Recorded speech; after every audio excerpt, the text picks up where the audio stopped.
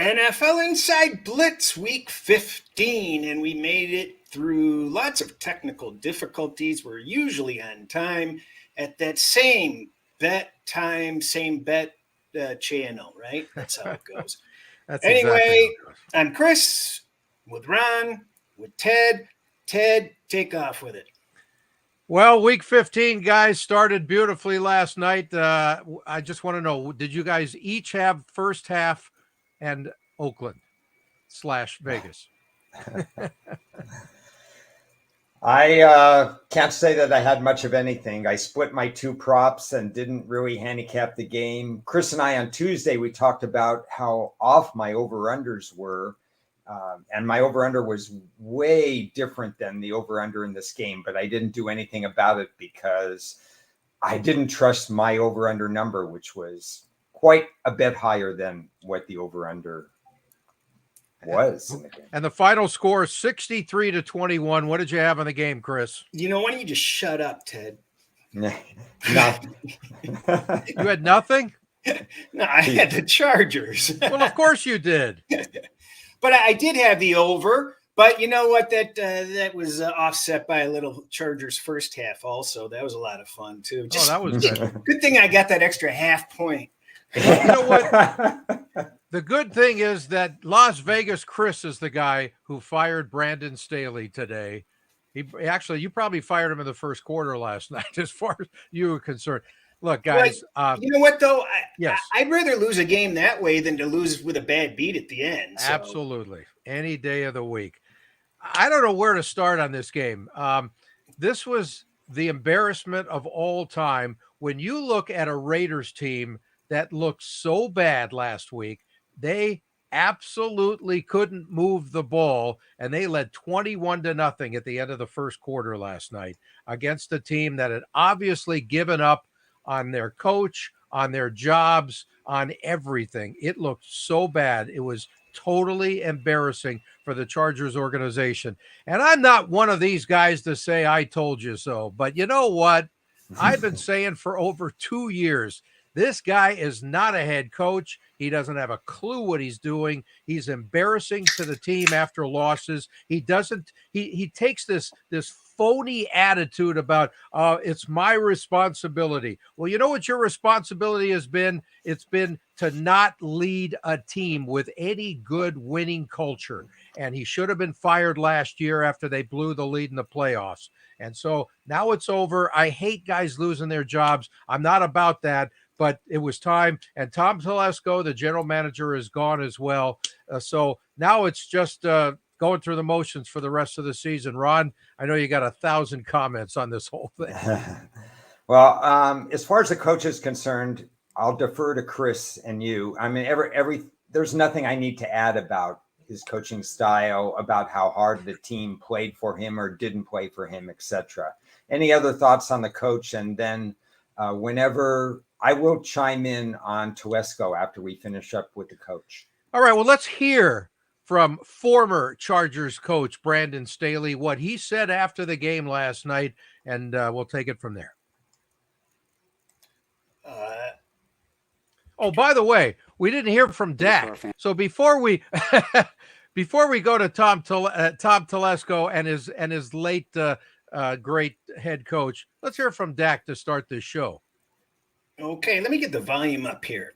Okay, sounds good. Here we go! Yeah! Here we go! Yeah! Here we go! Yeah!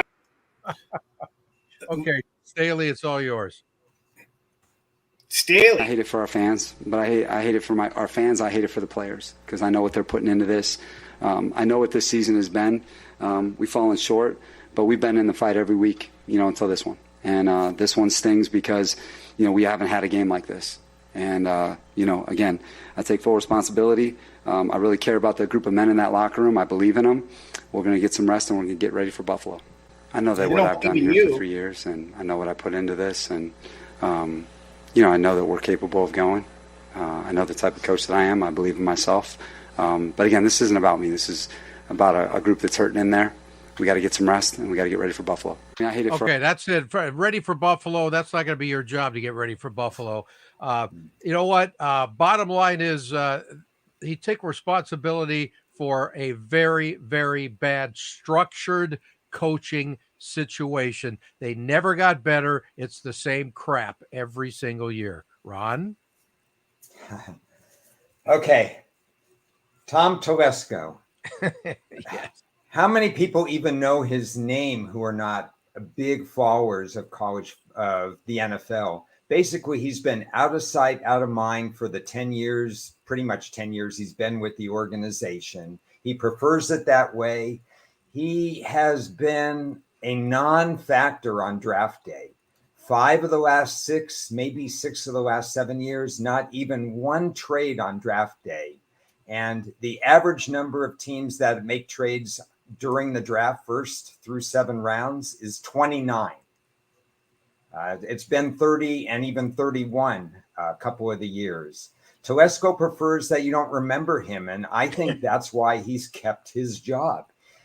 Ted, you and I talked briefly before we started the show. We can't remember an in-season trade that he's made to better the team. This is just stunning the way he's been so passive. Teams, I know this for a fact because I dig deep. I've done 40 draft reports. Teams don't even call him on draft day or before draft day because they know he's not interested. He doesn't make moves. His team is busy. slow. He's got things to do.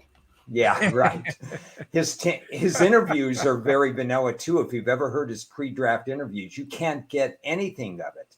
He has one really good, valid point, and that his first-round success rate is among the best in the business. Joey Bosa, Derwin James, Justin Herbert.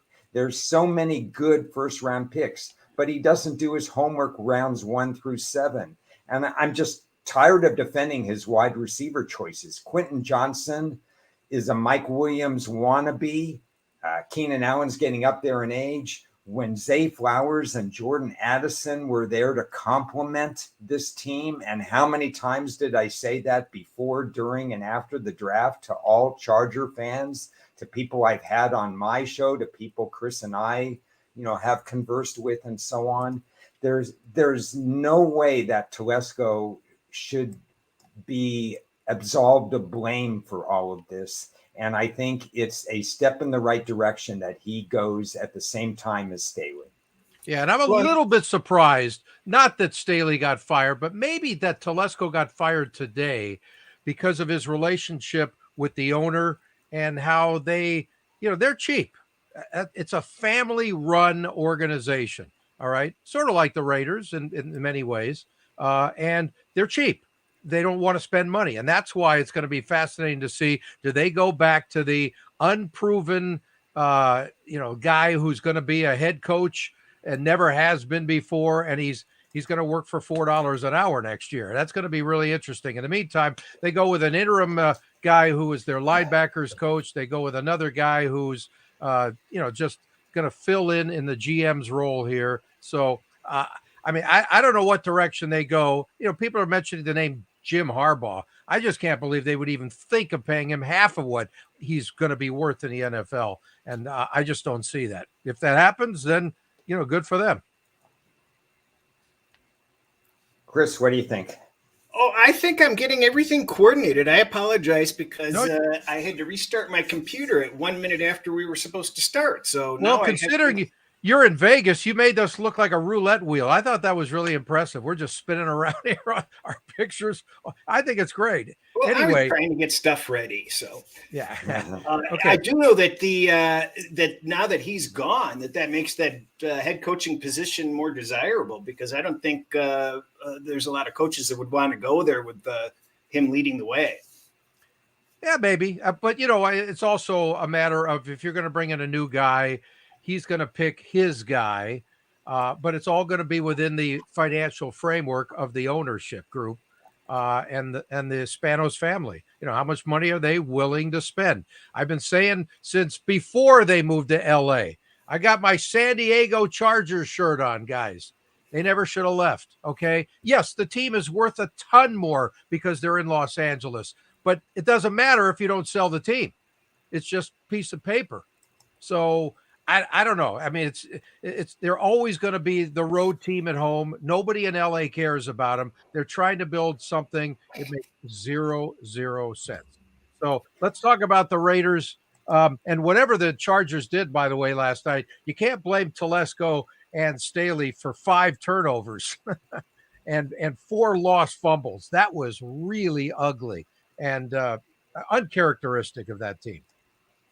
People want to play for Pierce. I don't know if he'll be the prominent name that the Davis family wants to have as coach, but he elevated his own stock in terms of the way that he had people come together. There were scenes during that game where Renfro, the wide receiver who had 1 target and no catch and is a non-factor, was smiling and standing next to Pierce. I mean, he's got people that don't even contribute buying into the culture, and that's the flip side of what the Chargers have. Yeah. I do want to add one more thing about the Chargers. The reason you fire Staley now, since you're really not going to make the playoffs, is because you could start interviewing coaches immediately. You could get a leg up on the bottom line is we're going to have 7, 8, 9 coaching changes at the end of the year. We've already had, coach fired, here and 1 other one. So you're going to have competition for some of the hot names. You want to vet these people out before they get multiple job offers. Yeah. I'm not even really sure that this job is good as people thought, would have thought at the beginning of this year. I think the whole organization has declined. I'm not sure Herbert is who we thought he was. And the constant injuries with their superstars and the way that their deals are structured over the next few years, they've got some issues. So at the beginning of the year, the Chargers look great, but it's a dog with fleas. I'm not sure there will be a good opening. Well, I would love to be this GM. I would love to have this GM. They have That's all the what draft I'm choices saying. in tech. That's what I'm saying. That it all depends who they hire as the GM, just as much as who they hire as the coach. And that guy, I assume, is going to have a lot to say with that. So, but again, are they willing to spend for a quality person? That's debatable. Let's hear from Antonio Pierce, interim head coach of the Raiders, who talked about his blowout factor last night, how he just kept the foot on the pedal and he wasn't giving in for nothing, especially after the previous game. I'm going to reference what Devontae said last week, when we was on the wrong side of history. Well, we're on the right side now. And that's the way we want to be. But, it's like anything, turnovers, points, they always come in bunches. And for us, it became a frenzy, right? And you saw it on defense, you saw it on offense. Special teams jumped in it. And just look at the sideline. I think if you wouldn't have watched the game, if you didn't see it, you could just hear it. There was a lot of energy down there by those guys. Hats off to our team responding, 4 days after what just happened here previously. At the end of the day, it was all sportsmanship, but that day, listen, when you just scored 0, I ain't gonna stop them boys from scoring. I'm not gonna stop them. We was on the other side of it last week, and it felt a certain way, and hey, no apologies here. I'm gonna reference what Devontae said last week. No apologies, baby. We was on the wrong side of history. That's it, Cris. Well, perfect. We're on the right side now. That's perfect. No apologies. And can you blame them? It's like, hey, we got our asses kicked last week. We got bageled, baby. And now we went up and blew this thing apart. Well, I was guys, jump in. Let's go. Where's your Antonio Pierce enthusiasm?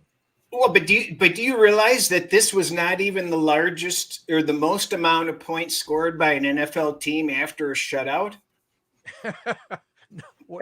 No, but the record was 64. Wow. But it is the most amount of points the Raiders have ever scored and the most the Chargers have ever given up. Not bad in one lousy night of football. That was unbelievable.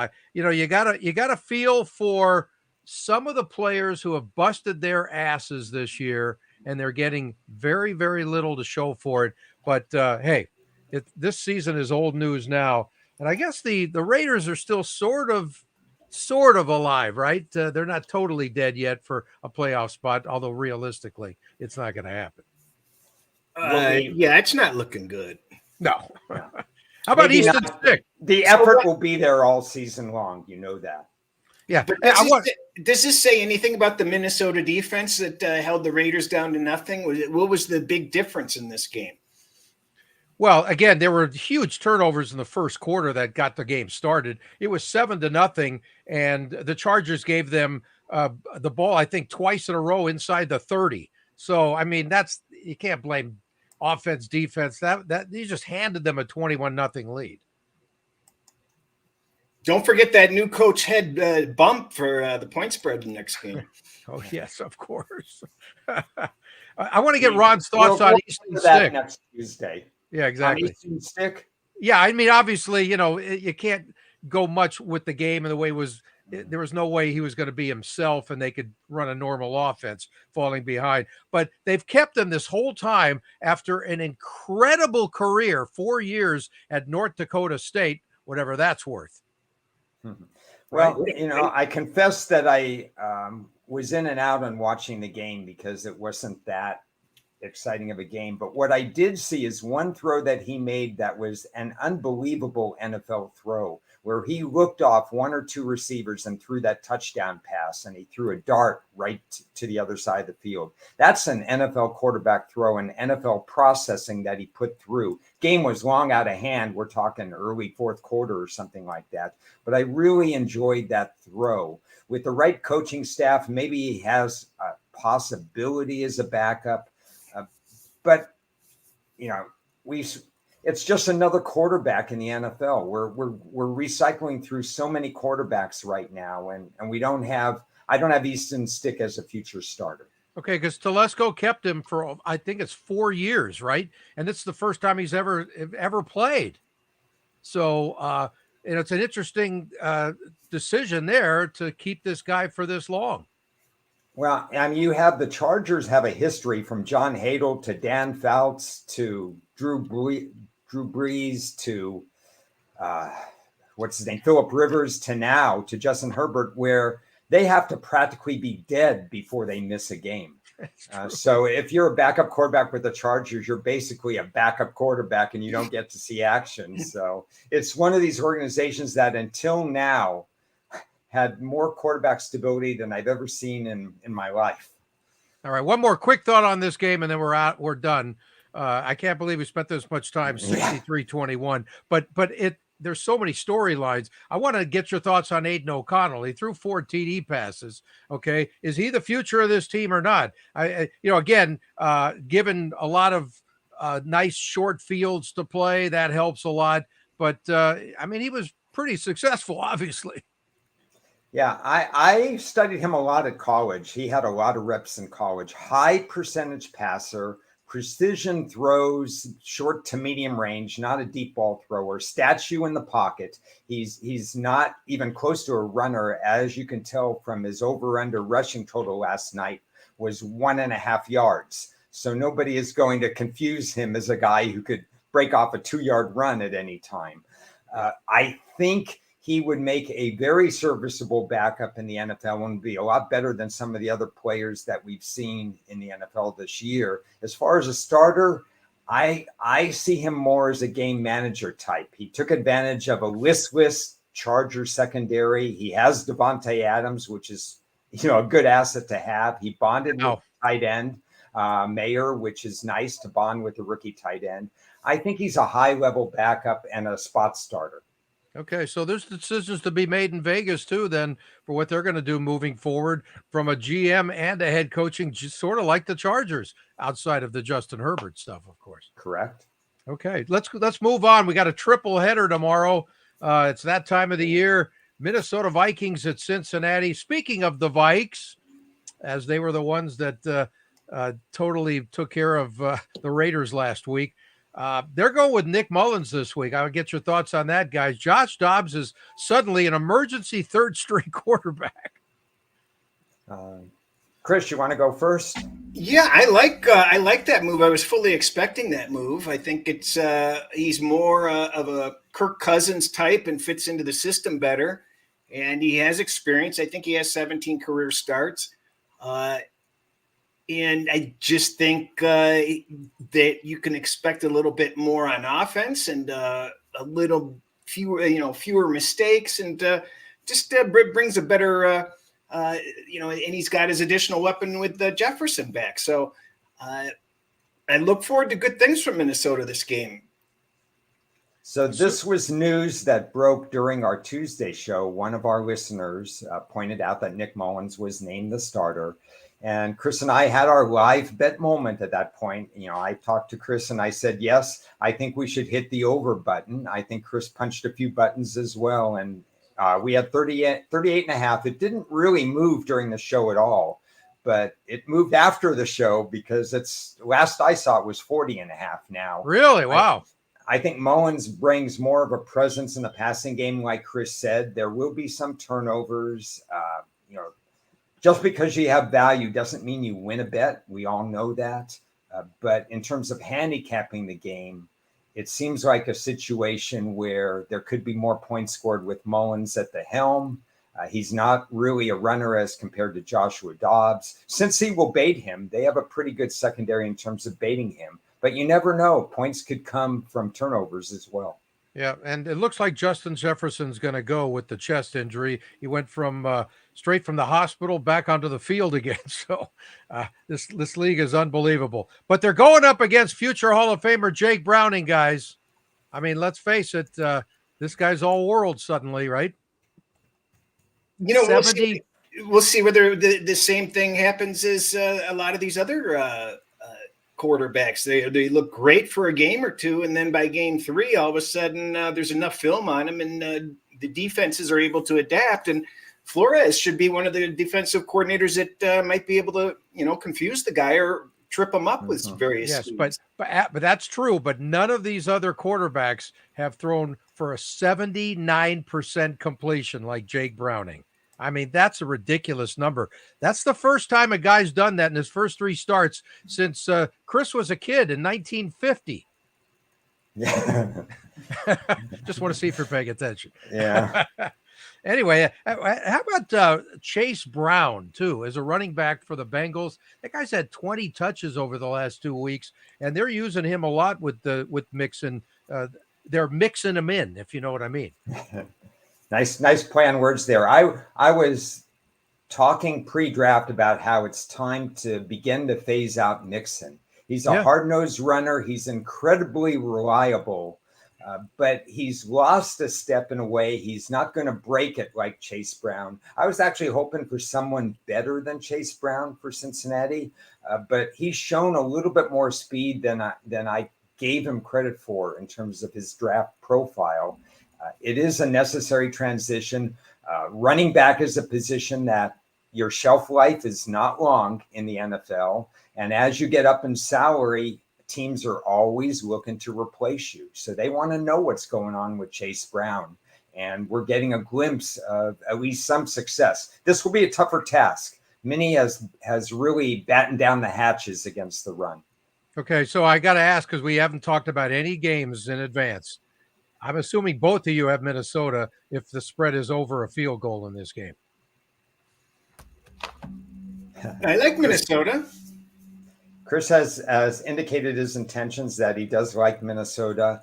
I would only lean that way over 3.5. That's pretty obvious because Minnesota's a playoff worthy team, and you like to have live dogs of 3.5 or more instead of the Carolinas every week at 3.5 or more. It doesn't pay the bill to take Carolina as an underdog with such roster uncertainty, but it can with Minnie. I haven't pulled the trigger. Well, we might as well take this chance to take a look at these guys' playoff opportunities. Obviously, Minnesota's in there right now. They just need to win, and they're in. If they just keep winning, and then Cincinnati's on the outside looking in here. And they've got 3 games against 2 games against Buffalo ahead? No, they can't be. No. Okay, well, that print is a little bit small for me to read. Do you have the other charts that I sent you, Cris, that you have the NFC and AFC playoff charts that you could pop up there? We've got Pittsburgh at Indy coming up next tomorrow as well. There's your your NFC playoff picture. And with all those 6 and 7 and 6 and 6 teams. No, I think that's last week. That's the one you sent me. Not yesterday? Yeah. Oh, I apologize. I sent you the wrong. I don't know how the hell I did that. All right, I must be in a time warp No. Actually, you did send me something different. Yes, I did. I thought I did. I just put it up for you. If you could find it, great. Don't worry about it. But let's talk about Pittsburgh at Indy. Mitch Trubisky against Gardner Minshew there. The good news for the Steelers, TJ Watt, there you go. I knew it was different. TJ Watt and Alex Highsmith, both off the concussion protocol list, so they're ready to go, and they need them badly in this game. The Steelers have lost a couple in a row. They are the 6th seed. Indy is the 7th seed. This is a really important game in so many ways. The loser might be basically done. Playoff elimination game, I believe. Yep. I don't think Cincy, even though it says that Cincy is in the hunt, again, we're talking divisional record. Cincinnati's divisional record is not good.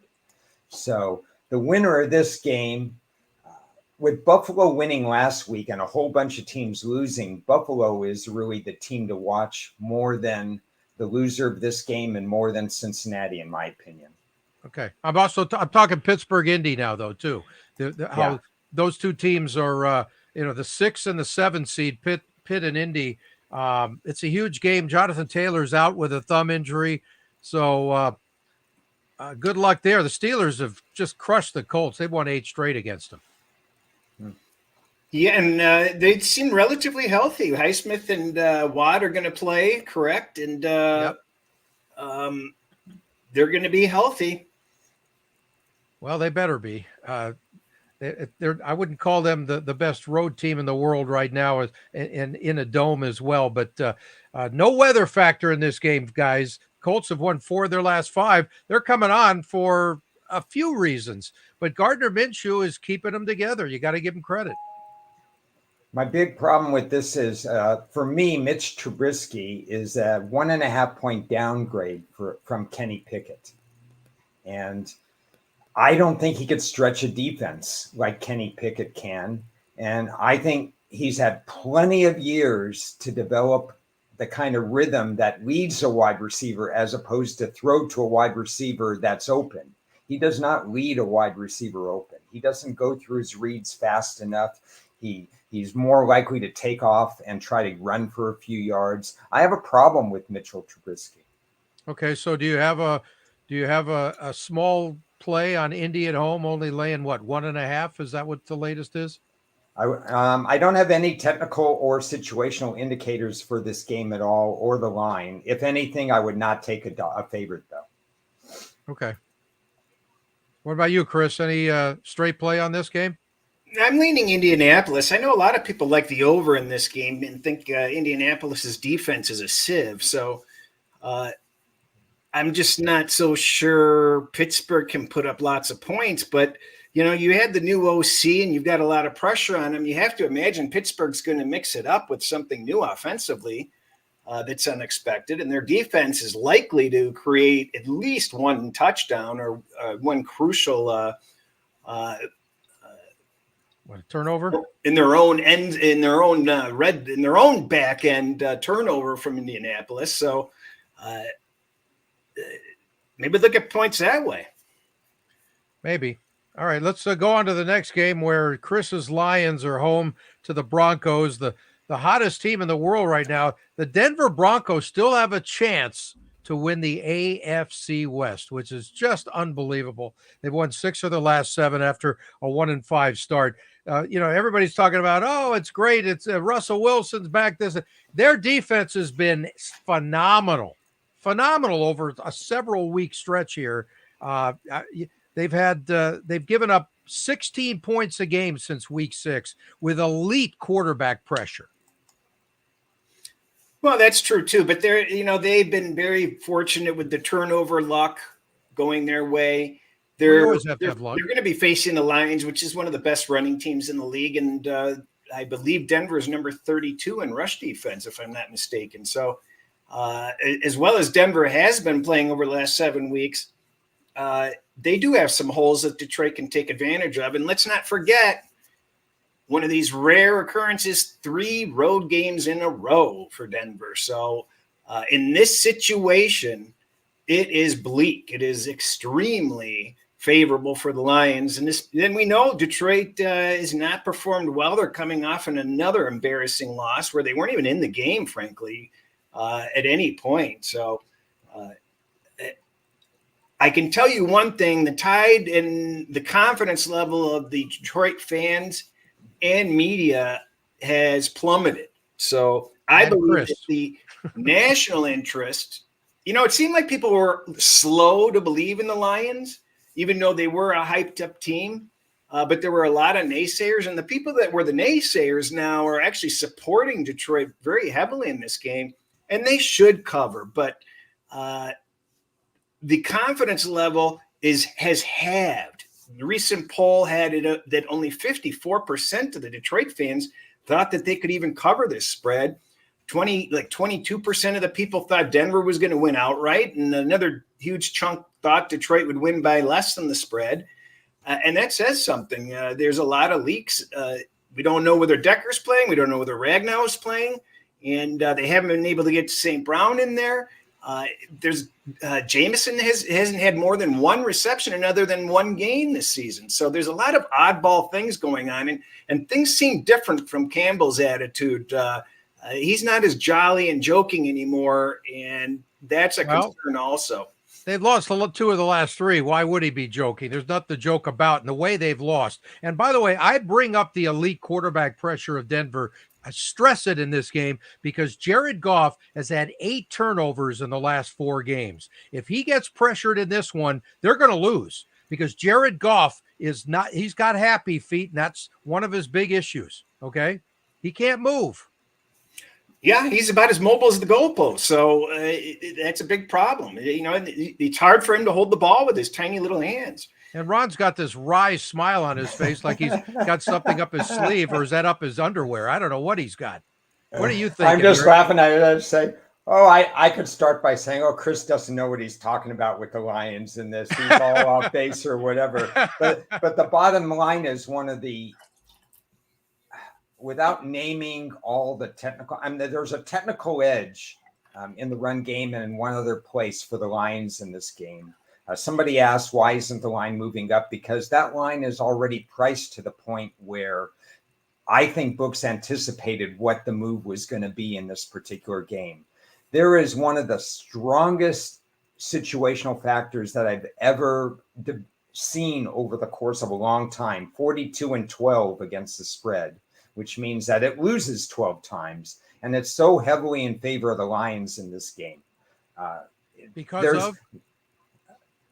I'm just saying there's a situational factor. What is the situation? I'm not telling. Oh, yeah. Come on. That's not fair. I'm just telling you. Mark at his screen, Cris. Here, let's get him out. Okay, now you can talk about it. yeah. We'll talk without Ted in the. I know when I'm not wanted. There's something to the road situation. There's something to Detroit's recent struggles. There's a lot of moving parts going on. But the bottom line is when you combine that with technical analysis in this game, there's only one way to go. And I tiptoed around some favorites the last 2 weeks, which was good. Sometimes lucky a little bit with the Cleveland situation last week and otherwise. But this is one favorite that you have to take seriously in this game. Denver's numbers are partial mirage in a couple of different areas. Absolutely. But the Lions have also allowed 26 points a game over the last 5. Okay. So their defense has slipped big time. So more than that, I think even maybe 26, maybe more, but there's also a technical factor that favors the over in this game. So you're on the right track. Right. Okay. So are you both looking at the Lions here? It's already done. I played the money line on the Lions. I don't trust them to win by margin. My model doesn't say that they're supposed to win handily. Situationally, there's absolutely no doubt that they're supposed to cover and win handedly. And everybody's look is on the over. So everybody's expecting Detroit and over. And I'm just protecting myself against a Detroit win and no cover and under.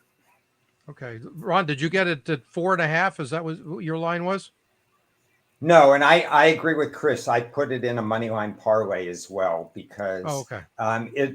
you don't have to worry about the teases and this and that. You can do some things. You can still get, depending on who you match it with, plus 160, plus 200. There are a lot of different ways to still have value without having to lay 130 in a teaser or anything like I think Bertie's right. I mean, there's something that smells fishy with this line. It's still, for the number of every service is given out the Lions. Every major service has released the Lions. The people on the shows are saying Lions. Everybody's on the over. This is primetime national at home. Everybody knows it's the third road game for Denver, and something doesn't make sense that this line is still only 4.5. So It hasn't moved really, has it? it has a little bit. A little bit. It But was based on power ratings in a normal week, without the road situations, without with all these things, the correct line in this game would never be more than 3.5.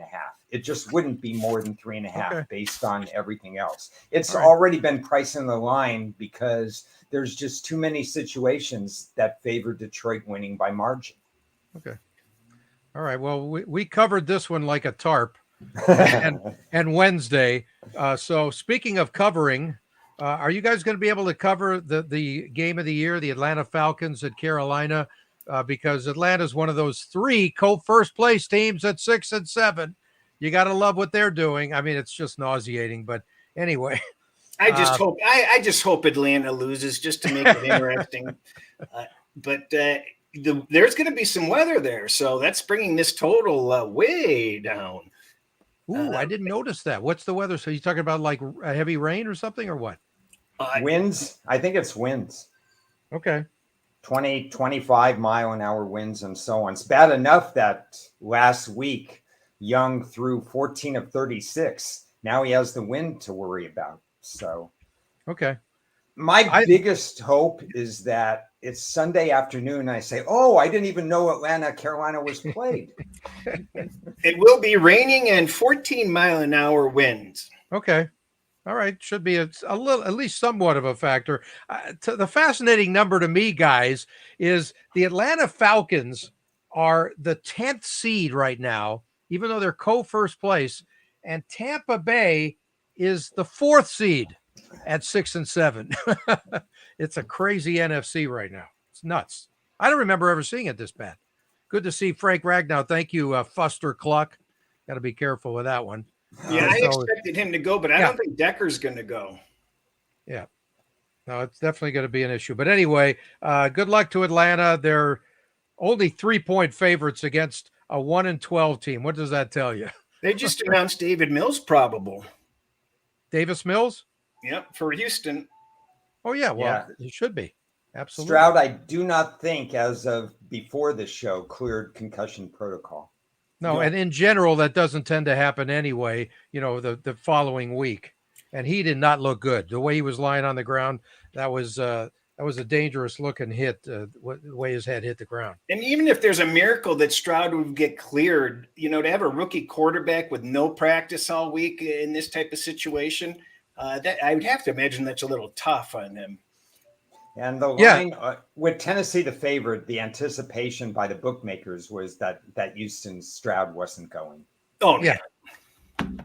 Yeah. And also Nico Collins didn't practice yesterday. I'm assuming he's not going to play as well. So yeah, he's out. He's definitely out. Okay. So look, the Texans, short week also for them, right? Home favorite, short week. And do you trust anything with Tennessee? I got no problem with Davis Mills going. Absolutely none. No, I think he's going to be fine. And if I'm not mistaken, he quarterback against this same team and crushed them the last time last year? I don't recall. He has at least 3 starts against Tennessee in his career. He's not the same. It's hard to say this because Stroud's a rookie, but obviously Mills has not shown the same propensity to throw it down the field with as much accuracy and as much insight as Stroud has shown. There'll be a confidence level drop probably in the play calling and so on with Davis Mills. This is a new staff with Davis Mills because every year there's been a new staff for Houston. I personally am skipping the game.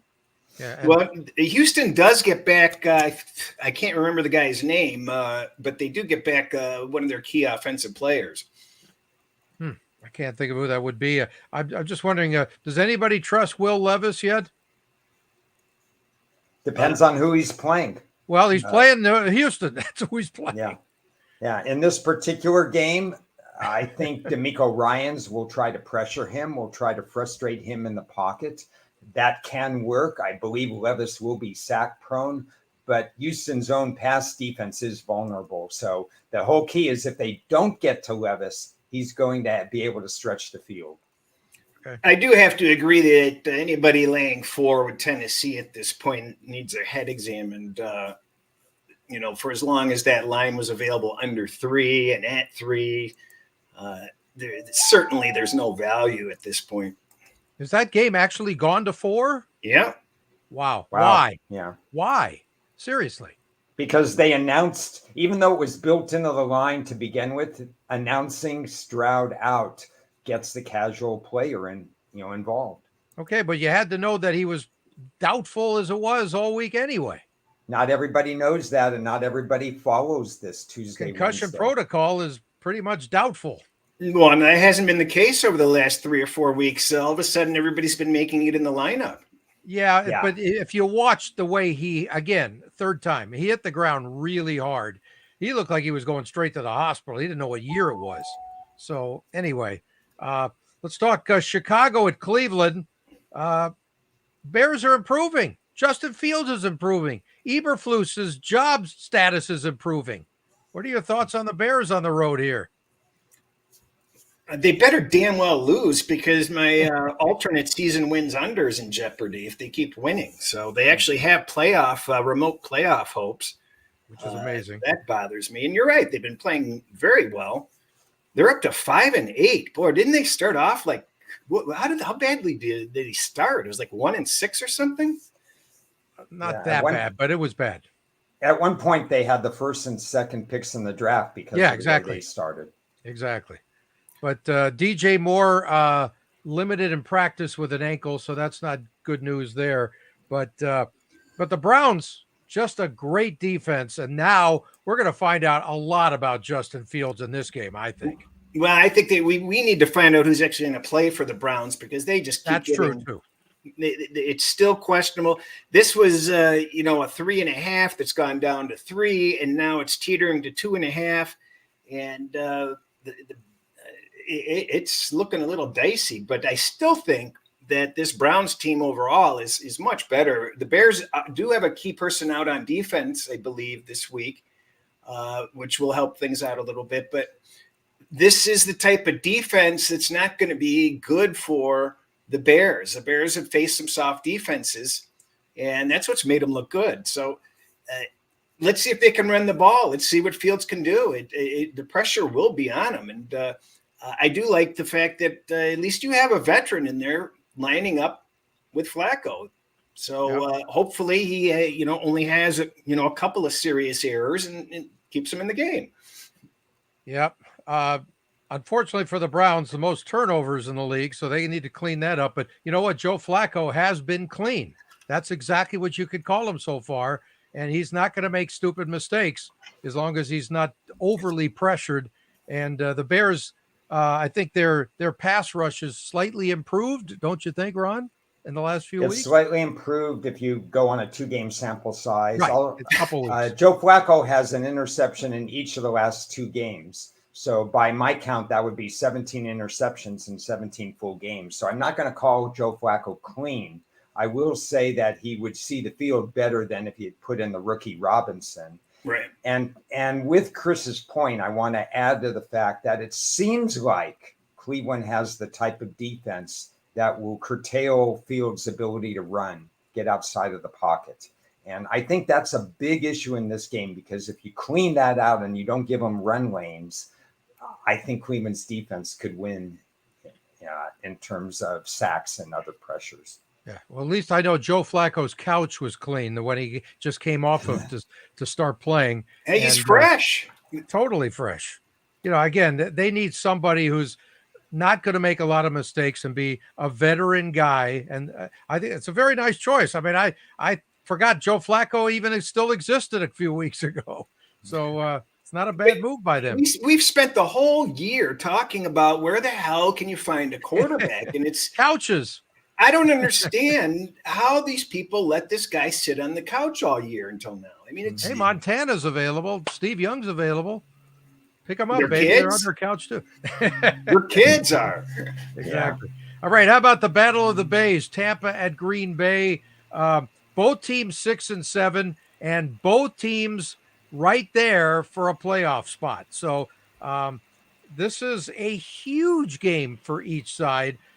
I know that Baker Mayfield grew up a Brett Favre fan, and he's 0-2 at Lambeau Field, so he needs to improve that record in a hurry. But Jordan Love, when he's clean, they win. When he's not, they lose. They're 1-5 when he's thrown at least one interception this year. So that's a big story there, and so is their health. You got A.J. Dillon says he has a broken thumb, and he hasn't practiced this week. I don't know if he's going to go or not. Have we seen anything yet today on him? He's questionable is the last thing I saw. I'm looking it up right now, actually. Okay. And Christian Watson, I know he hasn't practiced. I don't expect him to play unless today was totally different as well. So, you got Aaron Jones, who maybe could go, but he's not going to be 100%. So this team is a little banged up from a standpoint of their playmakers. But again, if they don't throw the ball away, Mr. Love, you're in a good spot to beat the visiting Tampa Bay Bucks, who don't like going north this time of the year.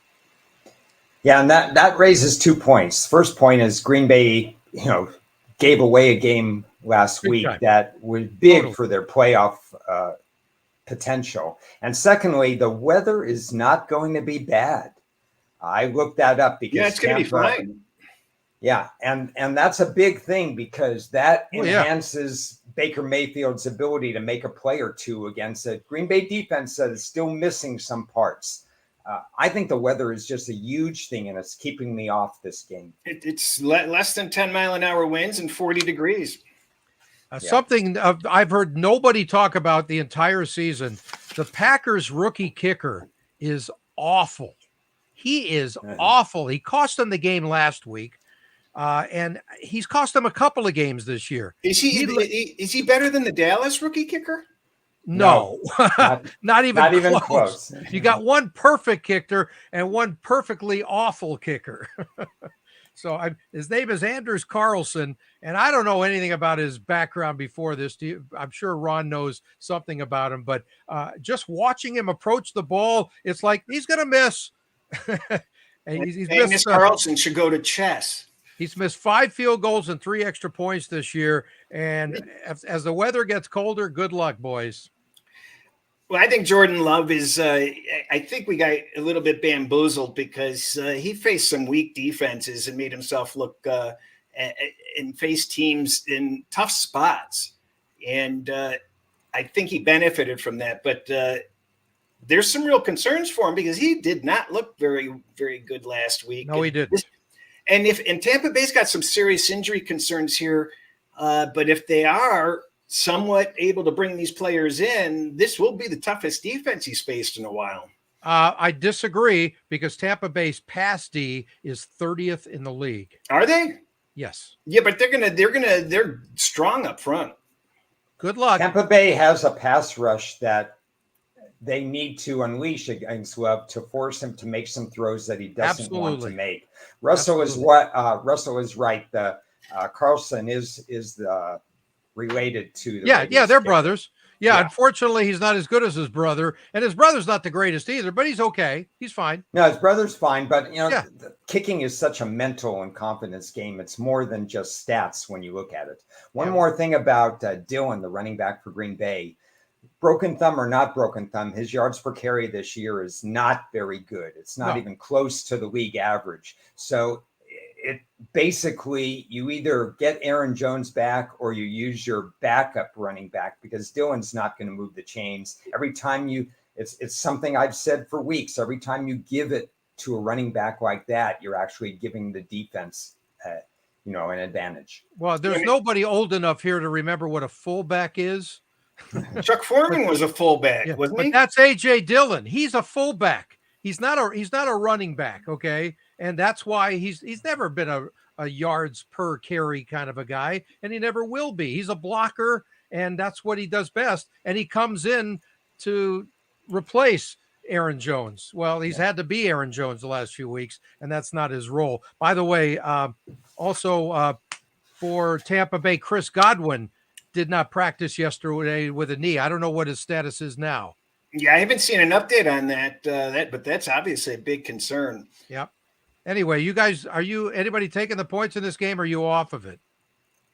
I don't know how anybody could lay the points in this That's game. what I'm asking. Yeah, so I figure you're either taking it or you're not interested. But Aaron Jones is questionable. His health rating is pretty darn low, and even when he was healthy, he wasn't producing this year. So I think they have some real concerns there. Yep. Okay, the Jets and the Dolphins, Miami off their first home loss, and that was an ugly loss, guys. I don't know what to say. Your thoughts on the Dolphins, again, playing up or down to their opponent has been an issue this year.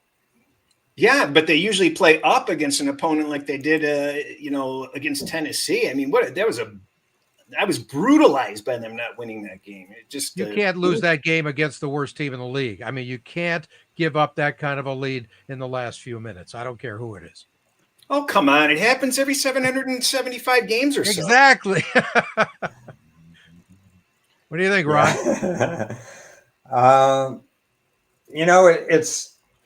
I'm more focused on the Jets in this game because quietly, or maybe not so quietly, the Jets are a pain to run an offense against. No doubt. This is a team that's really doing a lot of things. And if you have Tyreek Hill not at full strength, it changes the dynamics of what game planning can be, because all of a sudden you can't rely on your run game when you're playing the Jets. You can against other teams. And same thing with Tennessee. Tennessee is so good against the run.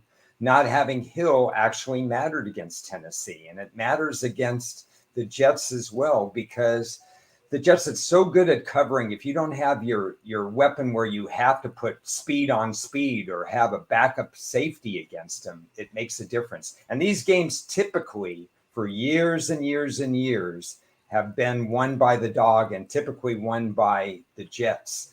And I unfortunately believe that people who like the Jets, including myself in this game, are getting cheated by the line. Because based on power ratings, it should be a little bit higher. It's trending up a right now? bit. 9.5, I think we're seeing. So it's not dead anywhere? Maybe a little bit, but maybe if Tyreek Hill is, I think by game time, if all hands are on deck for Miami, you might see 10, you might see it cross 10. I would wait. I would be in no hurry to bet the Jets and see how the line plays out. Well, the real issue is 25-mile-an-hour winds. Now, the weather in Florida can change, and it seems like all these poor weather forecasts seem to, just dissipate by the time these games start. But nevertheless, that is what is forecasted, and thunderstorms are forecasted. So if that's the case, if it's at all windy, that's going to make it really tough because the Jets have a good run-stop game. And can you have Tua throwing the ball and fluttering the ball in the wind? I don't know. Yeah, against that defense. And Tua's offensive line, they are banged up. They're playing with a backup center. So that's a major issue for them, too. But everybody's talking about Tyreek Hill and his ankle injury. He is now a game-time decision, according to his coach. And let's hear from Tyreek, who came back into the last game only because of a text from his wife. Cris. A lot of pain, man. It sucked. Like when it actually happened. I obviously been dealing with some ankle injuries this whole season, and when it happened, like my first reaction was like, man, my ankle gone. Then my adrenaline kicked in. I ran off the field, and then I sat for a while and got stiff. I was just going through a lot of pain, man. So then I just made up in my mind. I came in at halftime. I texted my wife. I was like, bro, like, it hurt. Like, need an ankle massage tonight. It was like, you better get your ass back in that game, dog. And I was like, all right. So I just made up my mind that it's going to hurt. It's going to suck. Tonight and tomorrow morning, and I just went back in the game on my own. It was a lot of pain, man. It was, Yep, it sucked. So he got a text from his wife, you better get your ass back in the game because I need to buy another house sometime soon.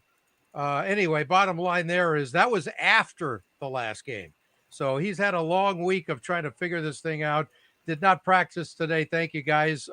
Didn't expect him to practice. He's a game time decision. He's not going to touch a ball until they run out in the field. And if the wind doesn't blow him out of the stadium, maybe he'll play.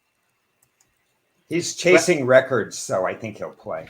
He'll try. But again, if it's something that's going to be a concern that it's going to be a lingering injury, you want to take the week off. Well, I think the look on this game was the under. I got in a little bit later than I would have liked at 37.5, but there still are 37s out there, but mostly 36.5. And that let's see what that first half line was looking like. That's probably where it belongs, though. It's on the low side anyway.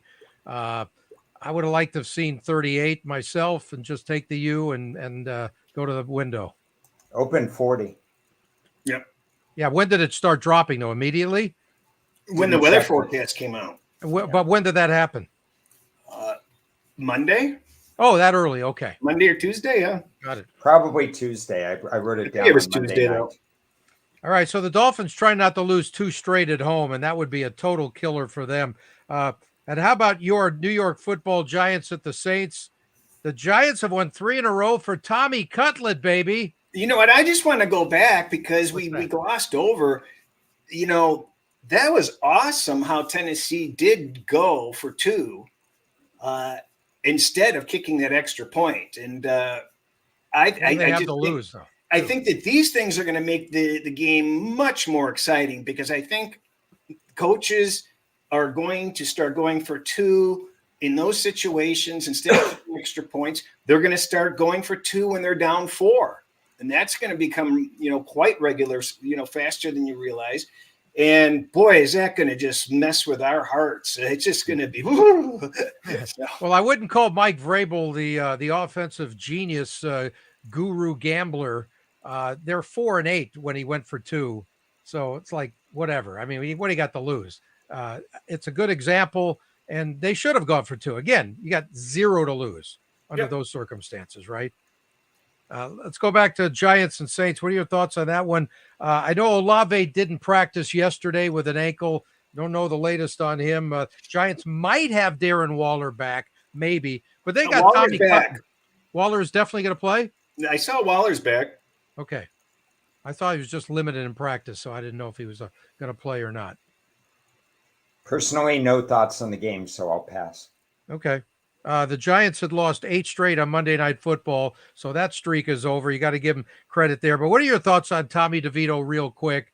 Tommy Cutlet mania in that whole tri-state area there. What goes up must come down. So I don't believe he led a drive longer than 30 yards, did he? Or was it only one drive longer than 30 yards? I don't recall the exact stats there, but nice story, 15 minutes of fame, but it's more a running type quarterback than an NFL passing type quarterback. Right. All right. One more day game on Sunday. The Chiefs at the Patriots. The Pats already eliminated. They're 1-6 at home. And the talk there is not about anything except for Bill Belichick's future. Is he going to continue on? Is he going to be traded for somebody to be named later? Who knows what's going to go on there? But the Chiefs, they need to turn things around. They've lost 2 in a row, and they are just out of sync totally. Isaiah Pacheco didn't practice yesterday, neck and shoulder. He's definitely out? He's out. Okay. All right. So, the Chiefs are figuring out ways to lose these days. Well, that's good. I had season wins under 12. You're exactly right.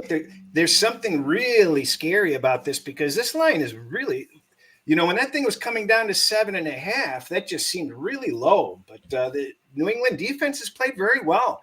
I just don't think there's going to be anybody railing behind Belichick here.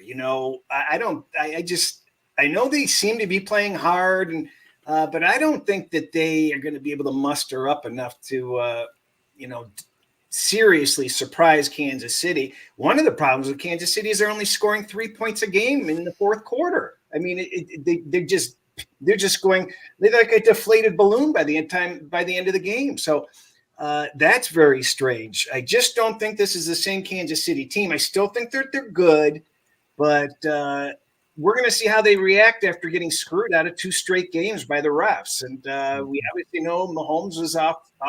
Screwed out of the last game by the ref. 2 games in a row. How did they get screwed the last game by the ref? You going to tell me that wide receiver offside was getting screwed? No, in their minds they were screwed. No, they weren't screwed in the last game. They both the coach and Mahomes both said, we were wrong. Their wide receiver was lined up offside. If that guy lines up offside one more time, he's going to be moving in with Brandon Staley. They'd be lined up in the exact same spot 5 times. Why did they call it that time? This was the worst, though. This was way too obvious. Yeah. I don't know how many times I talked about this preseason, during the season, and so on, but this will now be the 4th straight game that Kansas City has a rest differential. It was a rest differential disadvantage. It's the very reason why I've harped all along that you have to go under their season win total. It's just unfair. And they're going to have 2 more like it. There's going to be 6 in a row. So it's a crazy scheduling issue. You can't get by that way. Everybody's always gives Kansas City their best shot anyway. Yep. Does that mean New England's going to win with their offense? Probably doubtful. But you never know. I mean, Belichick and company still plays assignment sound defense. And if their offense doesn't screw it up, we've got a ball game. Yep. Late game on Sunday. We got 3 of them. And the Niners at the Cardinals, that should be a blowout. How about Brock Purdy? His pass completion is 70%. I mean, he just continues to. That's nothing. Some guy in Cincinnati's at 79. Yeah, but he's expected to be. I mean, that's a Hall of Famer to be. That's why. Good old Jake. So the Niners are banged up on defense, though. So that's something to watch this week. Whether the Arizona has enough offensive power to matter, that's questionable at best. Well, they're coming off the bye. They're sitting at home. This is a huge sandwich spot for the 49ers. They got a huge game up next against Baltimore. So, how focused are they going to be? They're going to want to get in and get out and stay healthy. So, and Arizona has been doing pretty well with the turnovers, and they're at least playing to win. Is that number dropping at all or no?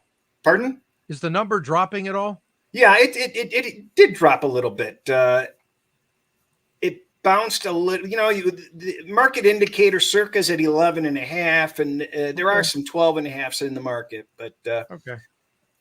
Yeah, we're sitting 13.5, even touching 14 a little bit during the week. All the indicators favor Arizona. The question is, do you really want to play them?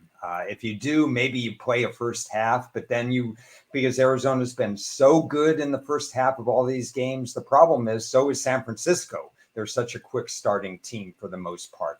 There's a lot of things. I mean, the numbers say play Arizona, but I don't know if I could do it. Gotcha. How about Washington at the Rams?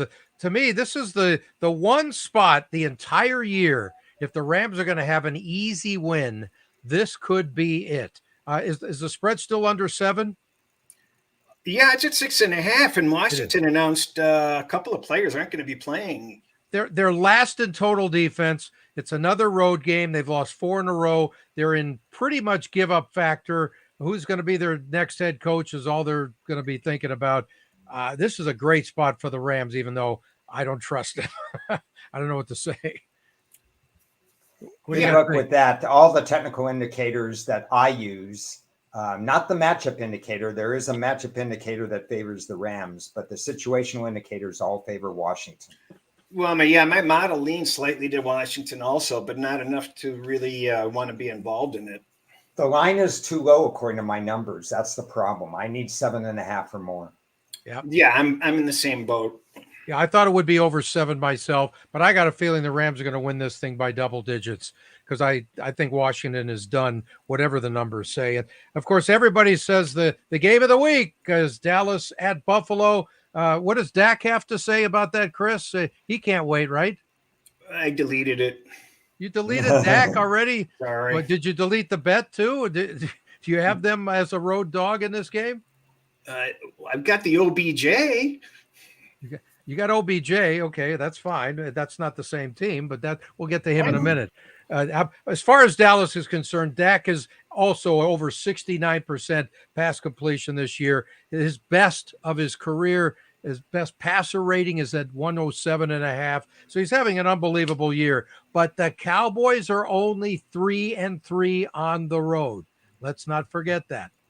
And they haven't played a top 10. I don't think they played a top 12 offense or defense the entire season or since like. Is that right? Yeah, it's ugly. The entire season. Wow. I didn't realize that. Yeah. Okay. So, I mean, it's a huge game for both teams. The Bills need to keep their playoff hopes alive. And Josh Allen just needs to not turn the damn ball over like he tends to do. Mr. Interception. He's 17 giveaways. That's what my concern is from the last game is they were supposed to the first 2 quarters, they did what they were supposed to do. And then they just went back to their ways and got careless. And, Josh Allen was being berated, by the announcers of all people for, carelessness and, hey, what are you doing? You got to do better. And in a game of that importance, you can't be that way. So, yeah. You know what? When you're in must-win, if you're in a must-win situation like Buffalo is in, then you must lose usually more times than not. But it's a tough spot for Dallas. Yeah, how's the weather going to be there? It's going to be. It's nothing to be concerned about. Okay, because that's always an issue this time of the year. One of the things about the Bills is their safety Micah Hyde didn't practice. I think he's probably going to be out. He's out. Okay, so there's some issues defensively there. But remember, I stressed before last week's game, my key to the Bills from here on, let Josh Allen be Josh Allen. And if he turns the ball over, whatever, you're not going to win anyway. And they let him run last week. And that's for the first time in a while. He was scrambling all over the place, and that's what he needs to do with this current configuration of their offense. And Stephon Diggs has to get more involved. This is a situation where Dallas will probably not have as much success with their pass rush as they do against other teams. Okay. Buffalo's sack ratio and pass protection and Josh Allen's elusiveness gets him into trouble, but he also doesn't get sacked. He's one of they've only been sacked 18 times all year. So this is a good. Yeah, but this is a much better defense than they're used to facing. Much better defensive line, isn't it? It's a rotational defensive line that's pretty good. Obviously, you got Micah Parsons and so on. But I think you alluded to it a little bit. This is not a good situational spot for Dallas in terms of where they are. What I don't know is whether Buffalo's defense can be trusted because exactly. If you think of Buffalo as the Buffalo in the past, you think of a team that can really do a lot of things defensively. Their point defense isn't bad, but their internal defense in terms of what's going on with the run and the pass is probably borderline playoff worthy, even though their power rating is clearly playoff worthy. This is the kind of game that defines Buffalo for the rest of the year. I was mistaken. The weather is definitely rain with 16-mile-an-hour winds. So well, that's a big difference. Yeah. So I couldn't have been more wrong. What about the temperature? Is it going to be in the 40s or the 45? 45. Interesting. That's warm by Buffalo standards. Yeah. Okay. But I think that Buffalo may run some more designed runs with Allen. I was listening to a show and they were talking about it. It made perfect sense. If Dallas is going to put pressure on him, you don't want him getting beaten to crap behind the line. You might as well have him get beaten out trying to gain some yardage. Right. All right. So are you guys playing Buffalo or going to lay, 1.5 and 2? No, because Dallas is the better team. Okay. All right. Situational though, boys. Right? I'm not ruling out Buffalo, but no action so far. Okay. One more game on Sunday night, Baltimore at Jacksonville. The number 1 seed Ravens, the team I picked to go to the Super Bowl. So far, so good there. 5-1 on the road, guys. Okay. They've won 3 straight. Let's hear from OBJ. We mentioned him before because he has a lot of confidence when asked, how do you think your team looks as far as potentially in the Super Bowl and compared to that Rams team that you won a ring with? I was over there and I understood what it took. I understood the culture. I understood the coaching, the preparation, the actual talent that you have, but the hard work that gets put into it. And this team is just as good as that team, if not better. We have every piece we need. It's just about putting it all together. Well, I was over there and I understood. There you go. So he's got the confidence for sure. Of course, when did OBJ ever sound like anything but all world whatever's going on, right? That's who he is. There's something about this Jags team that it's a little hard to trust them these days. How about Trevor Lawrence has still never missed a start in the NFL? And we thought he was done for sure last week. College or high school. It's unbelievable. But anyway, he's a go again, but he needs to be better if they're going to win this game. I was surprised because, following Baltimore a lot this season, it just always seems OBJ's injured. But when he's in the lineup, he has the second highest rate of when they throw the ball to him. So when you're putting him in play, or target. So that I found that was pretty interesting. So at least when he's in the game, he's in the game. He's not just a decoy. But they're talking about Jackson for MVP again. I thought that ticket was dead, frankly, because he hasn't been performing very well in recent weeks, which is a little bit of a concern for me. But if he runs the table from here on out, I suppose he could. Yeah, maybe. But I still look at Jacksonville. Why are they 3-4 at home? That is not a good start. It's a deep roster in terms of depth, in terms of number of bodies, a lot of draft choices, but it's not a deep roster in terms of draft worthy talent. I have a problem with the way Jacksonville's been put together as opposed to Baltimore, who's been put together by a terrific GM combo, as opposed to some of these other teams, San Francisco and so on. I think that's the difference in the game. You just have more people you can rely on when things go wrong in Baltimore than you do with Jacksonville. But this is a fascinating game. You've got a spread that at least at some point was over 3 points. I think it's closer to 3 points right now. There's still 3.5 out there. Yeah, I thought it was 3.5. Yeah. Yeah, it's a lot to lay for Baltimore, but frankly, it's a better game to watch to me than to wager on. Yeah, and one thing about the Jacksonville defense too, they lead the league in takeaways with 24. You take that away with some of those, right? And good luck, boys. So it's not been that much about Trevor Lawrence; it's been their defense.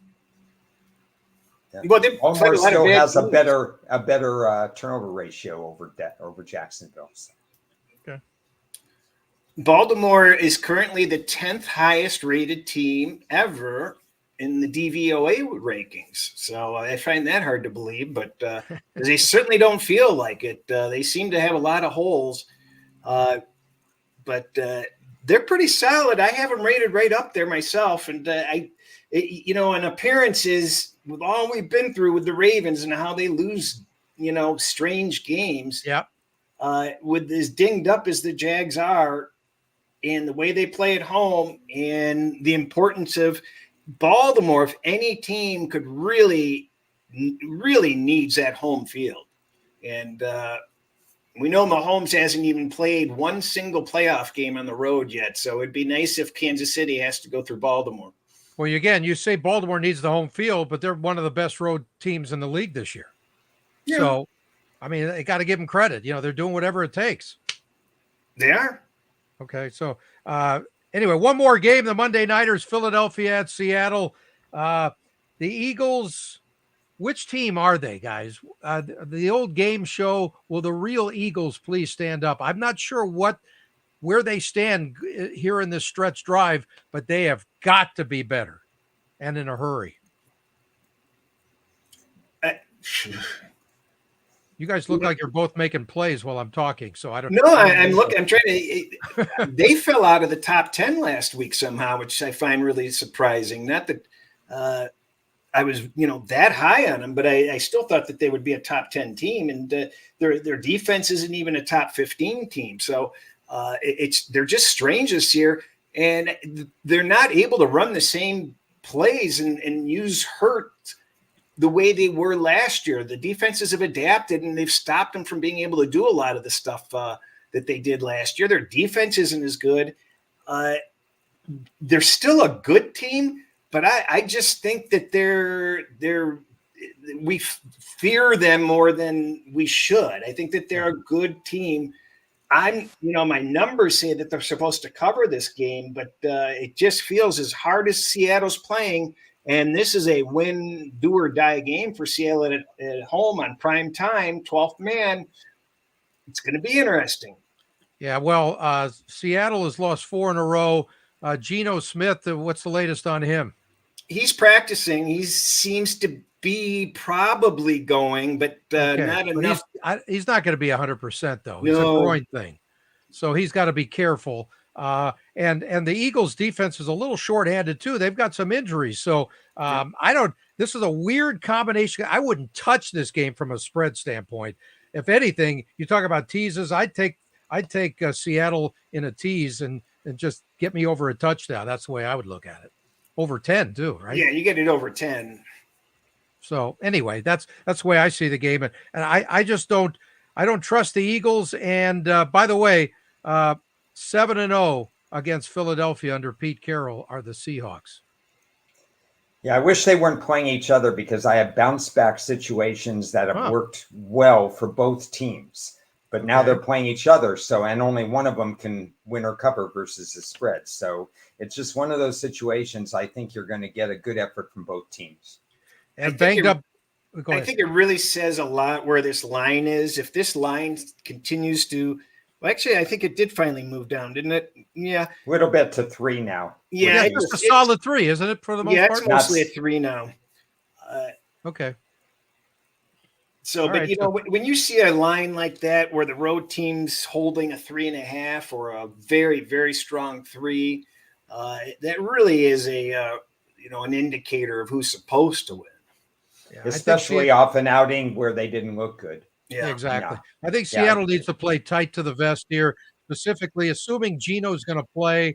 Don't do anything stupid. Keep it a close game, and then you hope you get a break or two here and there. And Jamal Adams, is he out too for sure? Because I know he didn't practice with a knee yesterday. More concerned about Kenneth Walker, the running back. How's he doing? Well, he hasn't played for a game and a half and stuff. No, I mean, but is he listed? I haven't seen his listing for this game. I personally haven't looked. Okay. And they don't always bring it out because it's Monday. You have to wait an extra day for absolute news on that. That's true. As we go long in this, I did want to ask Cris a question that had nothing to do with the games. And that's, if you were in the Circa Millions and you were one of the 13 people that was left, what would you do in terms of all the conversation we're hearing about behind the scenes, chopping the thing, making deals and so on? What would be your strategy? Is 13 too many people? Do you wait until there's 6, 7 people left? Where are you if you were one of the 13 left in Circa Millions? Well, this is actually kind of hilarious because they hired an attorney to work for them, and all they really need is an ironclad agreement. And because the taxes are not an issue as a collective group, because everything can be divided up and each person can be W-2'd separately.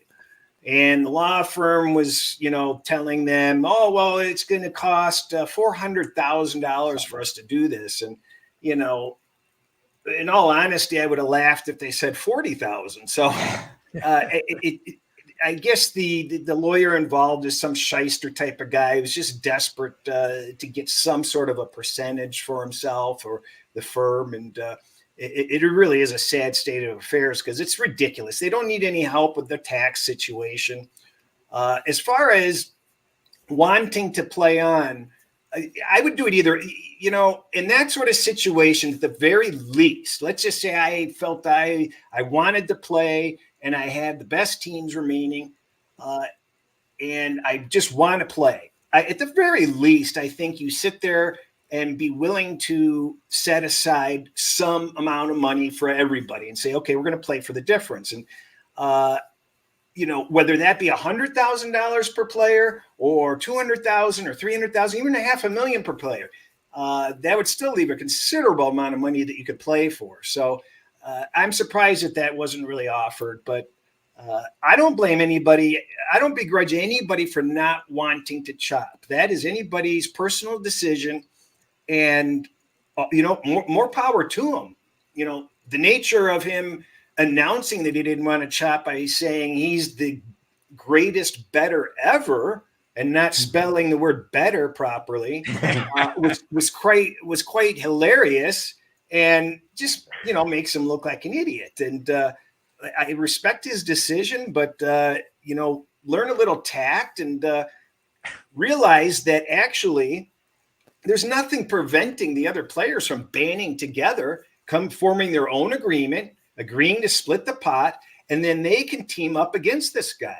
And sure, this guy can go on and win his 4 games, but nevertheless, it makes it a lot harder to win it all anyway. So, the interesting aspect at the end of this is that at this point, your number one goal isn't necessarily to pick the team that is going to get you through, that you have the most confidence in. It becomes a mathematical game.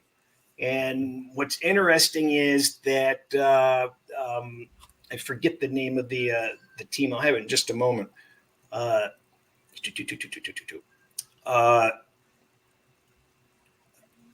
team Spookies Express, if they can make it to Christmas week, they're going to be in a position where they have a chance probably to win the whole thing, because they're going to be the only one on their team. So that's the position you want to be in. I mean, you don't want to necessarily be on the winning team. You want to be in the situation that gives you the greatest odds, the greatest value. And knowing that everybody is not going to be on a team is far more valuable, because you can make your moves, you separate yourself, you can win it all right there. And that's what it's about. Yeah, I think it's a fascinating discussion with 13 people left. My personal feeling is that I would wait till after this week. I really would rather see it at the 7 or 8 mark, and then I would do everything possible to set aside, like $500,000 for everybody. And you're still playing for a $6 million pot at that point. I mean, it's going to be fascinating next week, because you actually have 2 contests in one. You have the Christmas Day 6 teams, and then you have the other. So by the time we get to 10 days from now, we're going to know everything. There might be 3 people left. There might be 5 people left. There might be 1 person left. We don't know. It's going to be crazy. Survivor talk is like fingernails on the chalkboard to me normally. I hate it. I mean, shut up. But now that this is going on, this has my interest. I'm finding it very amusing, and I do know people that are in it, and I'm just really interested to be a spectator. And and I agree with you, Ron. I think another week. Let's see what happens this week, because there's a lot of short favorites this week, and anything can happen. Yeah. I want to revisit this on Tuesday. I have an idea for Tuesday, but save that.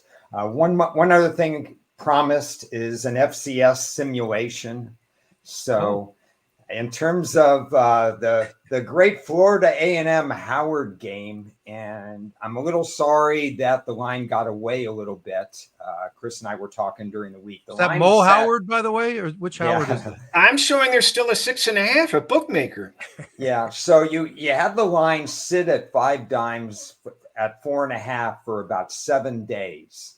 And then by the time I got any possibility of playing the game, it went to 5.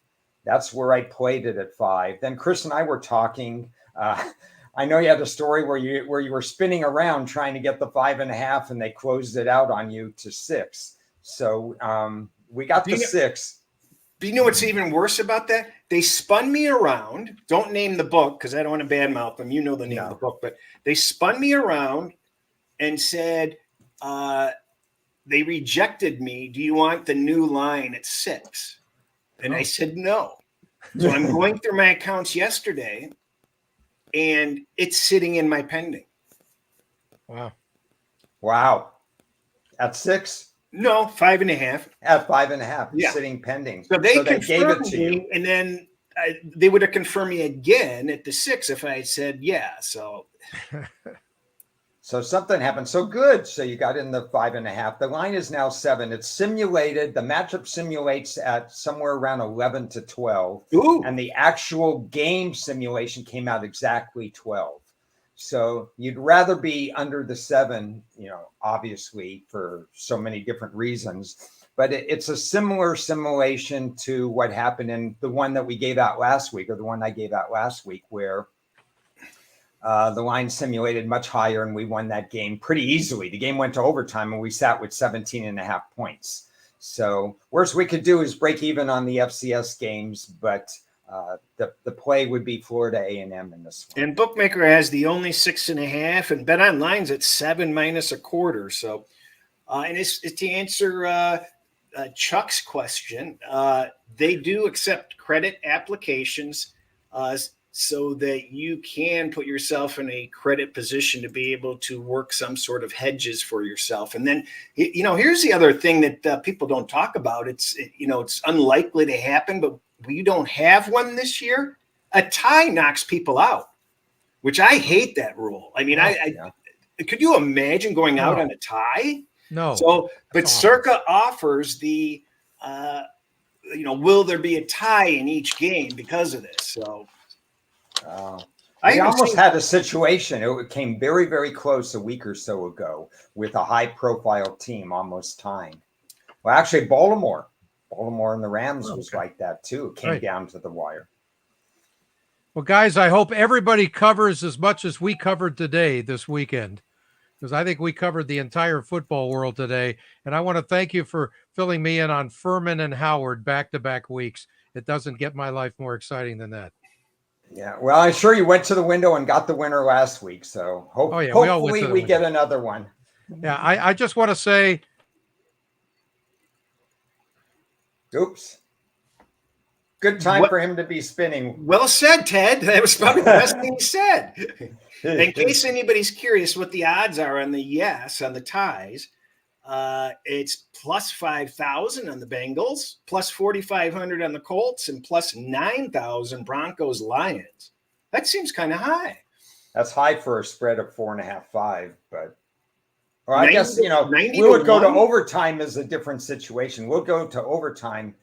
What are the odds? Like 5 to 9, is 5 to 1 to 9 to 1, depending on books. But actually ending in a tie after 70 minutes is a harder proposition. Okay, I think we've said all that there is to say. Everybody have a great weekend.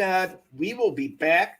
Same bet time, same bet channel, and hopefully we'll be on time on Tuesday at noon Pacific.